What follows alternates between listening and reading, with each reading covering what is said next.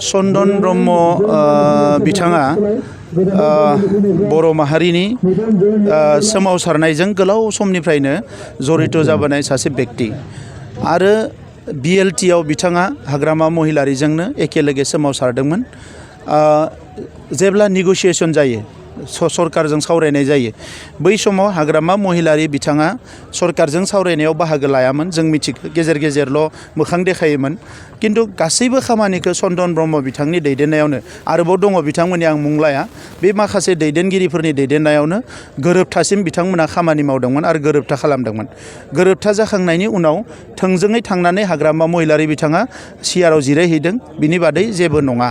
दा बिनि उनावबो सरकार सामलायनाय समाव मन्त्रि जानानै MLA जानानै आरो आगोआव डिपुटि चिफ जानानै गोबां खामानियाव हाग्रामा महिलारि बिथांखौ लेफ्ट राइट अरायसम चन्दन ब्रह्म बिथाङा आरोबाव सासे सानै दैदेनगिरि दङ जोबोद माने गोख्रों खामानि मावग्रा बिथांमोनानो हाग्रामा महिलारिखौ दिनै हाग्रामा महिलारि बानायदों।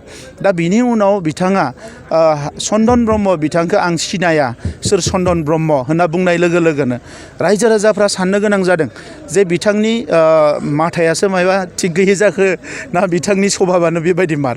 दा सासे लोगो जांख्रिथायनि लोगो थैस' थांस'नि लोगो सेक्रिफाइस खालामग्रा लोगो बेखौ जुदि बिथाङा फैनानै सिनाया होनोबा बाखि 35 लाख मानसिफोर बड'लेण्डनि बाखि लाख लाख बर' मानसिफोर बेखौ बोरै सिनायगोन। दा नंखायनो हाग्रामा महिलारिखौ बयबो लासै लासै नागारदो। आंथ' बुंनो नाजायो माने आं नागिरो जे नैबे इलेक्शननि उनाव जि साफा सानै बिथांनि लेफ्ट राइट दङ बिसोरबो लासै लासैनो गोमालांजोबगोन बिथांनिफ्राय आरो गोदान गोदान सेंग्राफोर माबा माबि नागिरनानै बिथाङा साननैसो दोलोखौ लांबावनो हागोन। बिनि उनाव बिथांनि पार्टिनि तालायानो बन्द जागोन। सार आरो नोंथांखौ बुंबावनो दि बिथाङा बोसोराव रां फैनायखौल' जानो रोंगौ नाथाय रायजोनिफ्राय खामानि मावनो बिथाङा हिसाब हमबानो जाबाय बिथांनि 17 बोसोराव 2900 करोड़नि एनामलिस बिथाङा खालामदों। आं 5 बोसोराव बेसां एनामलिस खालामदों मा खालामदों बिथाङा फैलायनाङा 5 बोसोरा जोबखांनायनि उनाव आं बिथांनो गावनो हिसाब होगोन आरो बिनि उनाव बिथाङा आंजों साहस दङबा जिरायबानो जाबाय। आं दिनैबो जिरायगोन दाबो जिरायगोन 1 सेकेन्ड उनावबो आं जिरायनो रेडि। जुदि हाग्रामा महिलारिया बिथांनि 17 बोसोरनि हिसाब निकासखौ लाना जिरायोबा आंबो जिरायनो थाखाय रेडि। नाथाय हाग्रामा महिलारिया बेबायदि हिसाब निकास लाना हाग्रा मानसि नङा। चन्दन ब्रह्मखौनो सिनायाबा आरो मा सिनायबावनो बिलाय।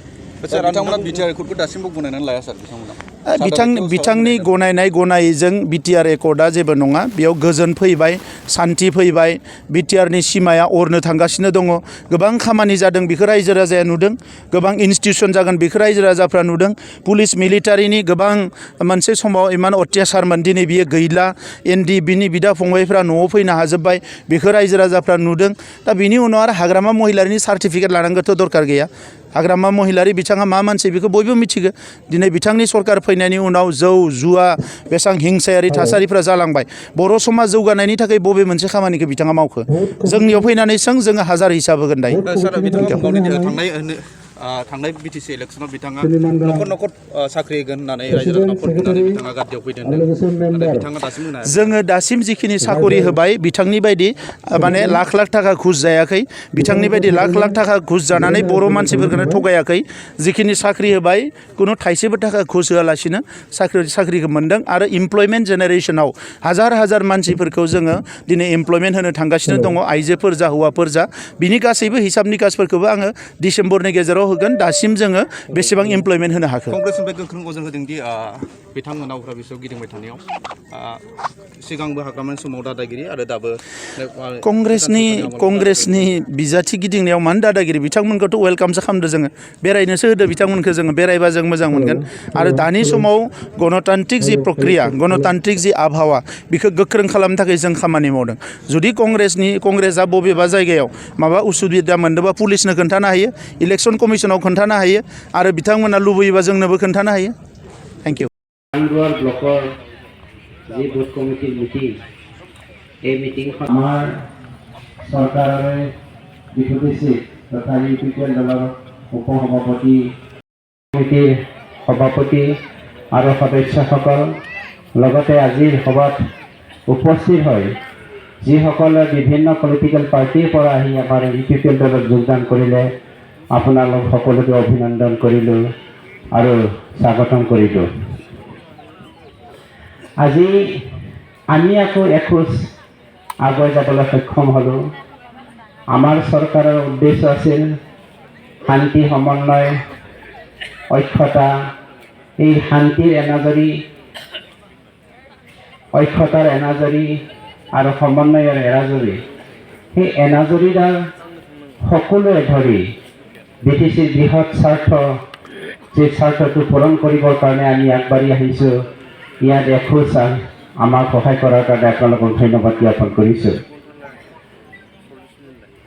আমি BTC অঞ্চলত কেৱল মাত্ৰ শান্তিৰ কাৰণে কাম কৰা নাই।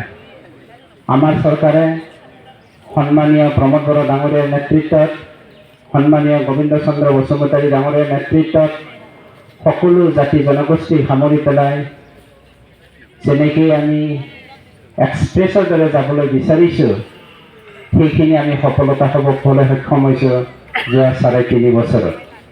গতিকে সকলো জাতি জনগোষ্ঠীৰ সকলো ভাৰতীয় নাগৰিকে আজি দলে বলে ওলাই আহি UPPL দলত যোগদান কৰাটো আমাৰ কাৰণে বহুত পজিটিভ, আৰু এইটো অঞ্চলৰ কাৰণে, আমাৰ ভৱিষ্যত জেনেৰেশ্যনটো কৰাৰ কাৰণে পজিটিভ।